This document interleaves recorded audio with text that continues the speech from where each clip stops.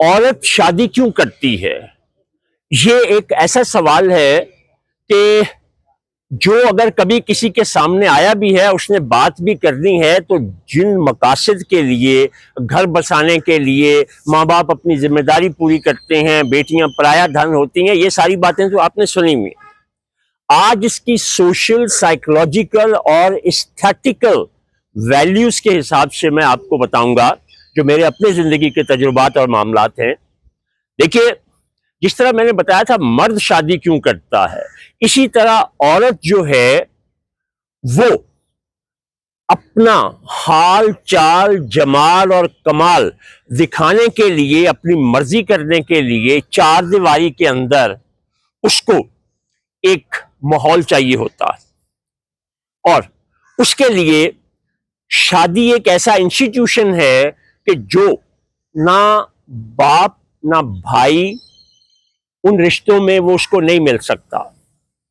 یہ جو جنسی عمل یا ضرورت ہے، یہ بہت چھوٹا سا ایک حصہ ہے، ضروری بے شک ہے، لیکن یہ اس کا بہت چھوٹا سا حصہ ہوتا ہے۔ پورے کا پورا نظام زندگی چلانا جو ہے وہ اصل بات ہوتی ہے، جس میں ایک عمل یہ بھی ہوتا ہے۔ تو عورت جو چیزیں، جیسے مرد جو ہے نا، وہ باہر جو مرضی ہوتا رہے، وہ گھر میں اس اپنی تکلیف کو اپنے ساتھ لے کر نہیں آتا۔ بہت کم مرد ہوتے ہیں جو گھر بڑا برا سا منہ بنا کے آتے ہیں کہ آج یہ ہوا وہ ہوا۔ اکثر مرد، میں نے میرا خیال ہے کہ پوری زندگی میں، شادی شدہ زندگی میں 2 نہیں تو 4 دفعہ 10 دفعہ کوئی باہر کی بات کی ہوگی، ورنہ میں گھر میں اپنی پریشانیاں کبھی بھی نہیں لے کر آتا۔ اسی طرح سے عورت جو ہوتی ہے وہ ایک خاص تحفظ چاہتی ہے۔ عورت جو ہے وہ ایک خاص قسم کا تحفظ محبت کی چادر میں لپٹا ہوا چاہتی ہے، جس کے لیے وہ بہت کچھ گوارا کر لیتی ہے ہمارے معاشرے کی، لیکن وہ سوتن گوارا نہیں کرتی۔ یہی آپ سعودی عرب میں چلے جائیں تو ایک بیوی اپنے شوہر کی دوسری تیسری شادی کرا رہی ہوتی ہے، وہ ایک دوسری چیز ہے۔ میں اپنے اس کلچر کے حوالے سے بات کر رہا ہوں۔ تو وہ غریبی، امیری، دکھ، تکلیف، سب کچھ، اور شوہر سے متعلق وہ صرف ایک چیز چاہتی ہے کہ یہ میرا، پھر وہ سب کچھ برداشت کرتی رہتی ہے۔ یہ اس کی پہلا حصہ ہوتا ہے۔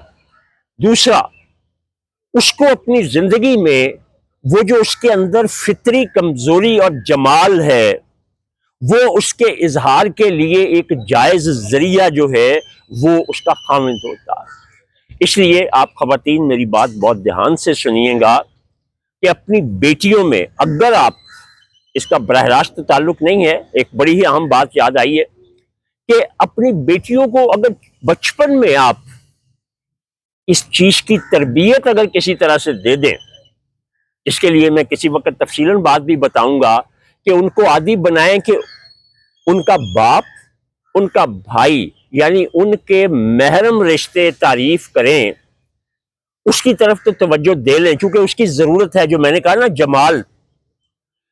اور خامند کے علاوہ باقی کوئی بھی نامحرم جتنی مرضی اس کی تعریف کرے، جتنی مرضی تعریف کرے، وہ اس سے اپنے آپ کو بچائے تو وہ گمراہ نہیں ہوگی۔